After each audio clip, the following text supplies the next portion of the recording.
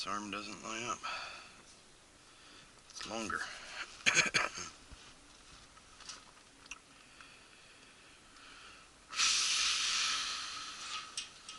We've got basically my hand's width and then a lot more than my hand's width.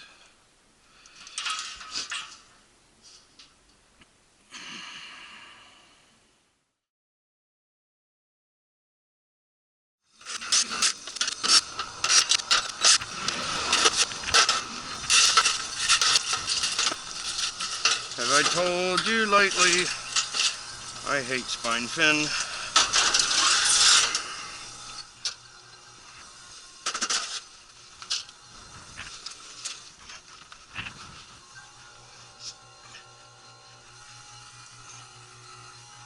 Still got nothing up there?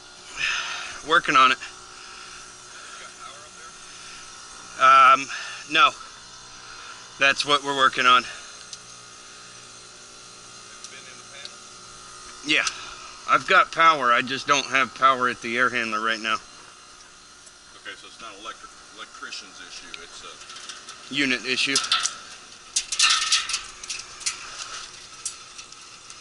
John called me, told me you guys didn't have power up here, so I was checking to see if you had electrical power up there. Yeah, we do have electrical. It's That's just in you guys' unit. what it is that the pullout for the air handler was lost somehow. So I robbed one from one unit to get that second house running. Since this one had two, I got downstairs Yeah. hopefully getting some heat going upstairs. But yeah, that's where we're at. I just gotta jump it out. We ordered a new disconnect, and I'll just jump it out until we get that disconnect in. They yeah, you never know. They stole that unit on that other building. Yeah. Yeah, we figured they took it straight out the bag. Yeah, probably.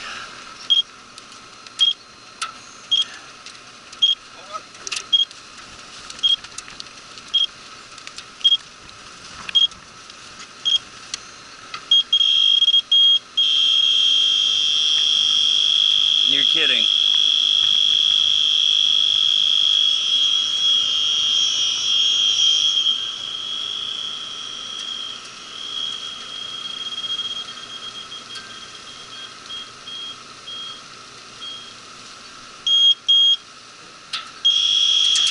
Right there.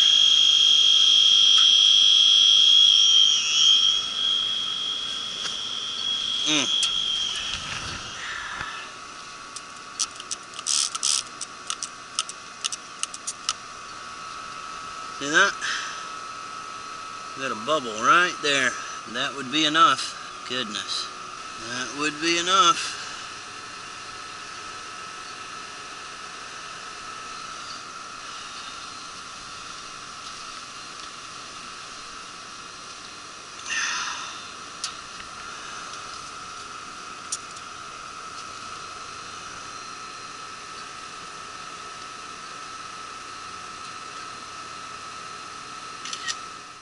So I just found the one on the weld joint, or the fill port. I'm going to go ahead and recover and solder that up. Zero out the scale.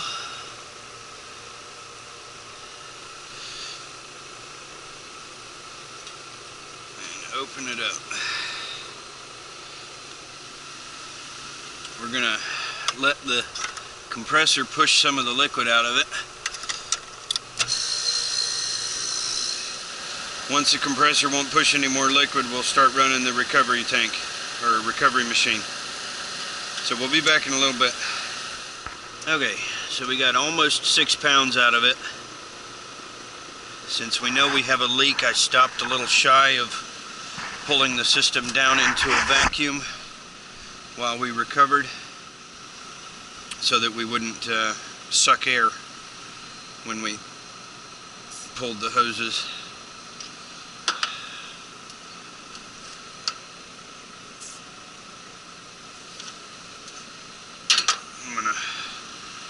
put a little nitrogen on the unit.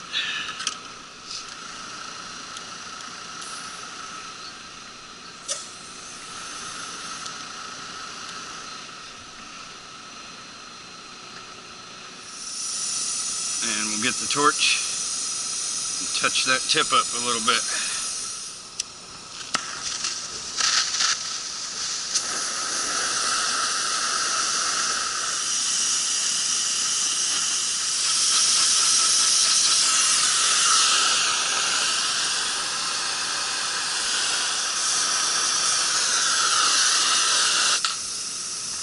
We got too much pressure in the system still, so we're gonna let it bleed down.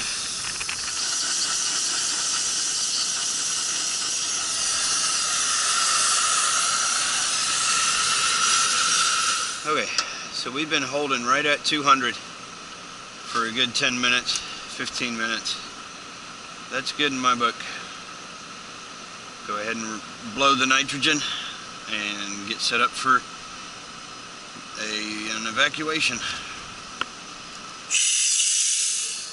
Well, I had to change the core tool, not because there was anything wrong with the core tool, but because my Schrader in the side port was not being depressed by the little brass pipe that stands off the micron gauge. I was afraid that I had a leak that was very obvious because I let the vacuum run for at least 10 minutes and it never came off of high pressure on the micron gauge. So I went ahead and swapped the core tools for one that didn't have a Schrader in the side port, and it's pulling down now, but that's frustrating because once you've got it in a vacuum, you hate to break the vacuum and get moisture in there or whatever.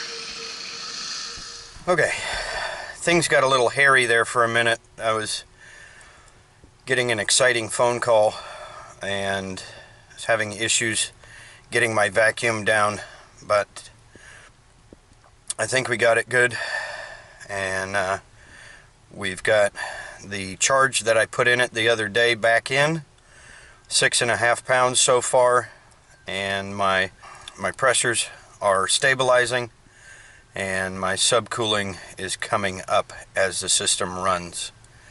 Had to get out of the cold. I was about ready to freeze to death. But here is what's happening at the moment. We're creeping up on 7 degrees of subcooling, 15 degrees of superheat. I'm not taking air temperatures at this point as I'm shooting for a charge and not so worried about what the temperatures are doing at the moment. But we'll try to give you a update here in a few minutes. Okay, we got it done. Got it close to where I wanted it to be. Definitely spent more time there than I should have, or than what we expected to.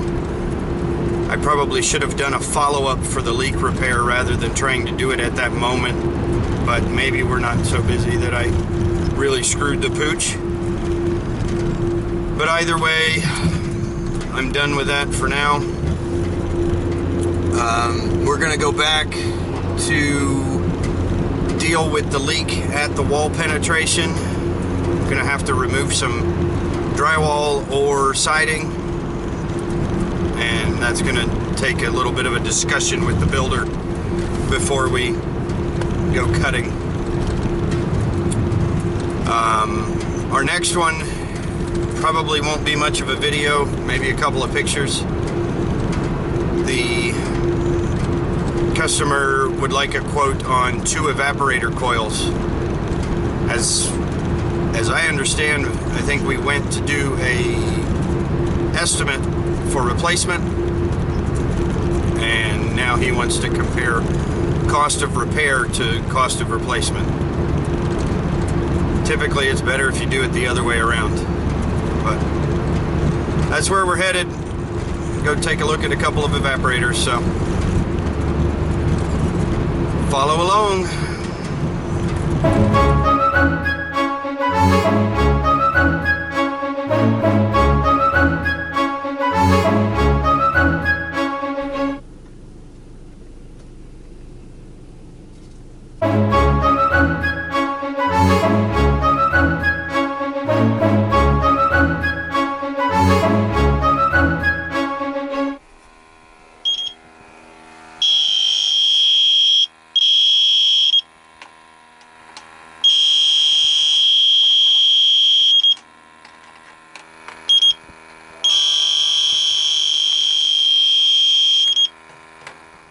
She's a leaker.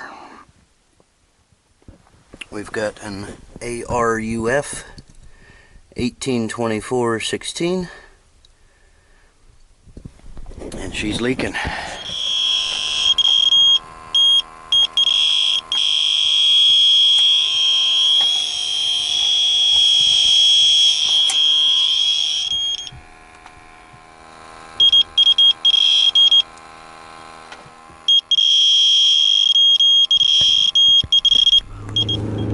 That call was pretty short and sweet. Not necessarily short, but it wasn't terribly in-depth. Did I just hang up on somebody? I guess I'll call back if I did. The refrigerator in the kitchen decided to dump water for 2 days straight, and the guy that owned the property was off at military training and not home when the disaster occurred, so he didn't realize it till he got back and the house was flooded. So we gave him a couple of estimates on repair and replacement of the coils, and we'll see how that goes through. Obviously he's filing an insurance claim for part of it, but I couldn't claim that the coil leaked because of the water damage, but definitely the ductwork can be attributed to the water damage with a clear conscience. But anyway, thanks for watching today's show. Like, subscribe, comment, and share, and we'll see you on the next video. Peace.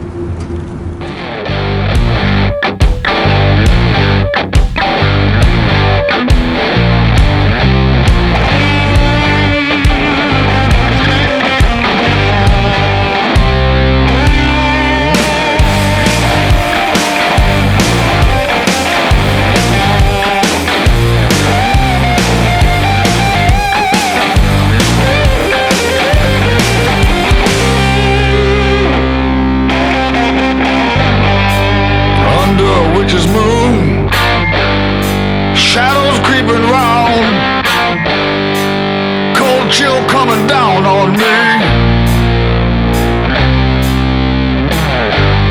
Hard times are falling, snapping at my back door.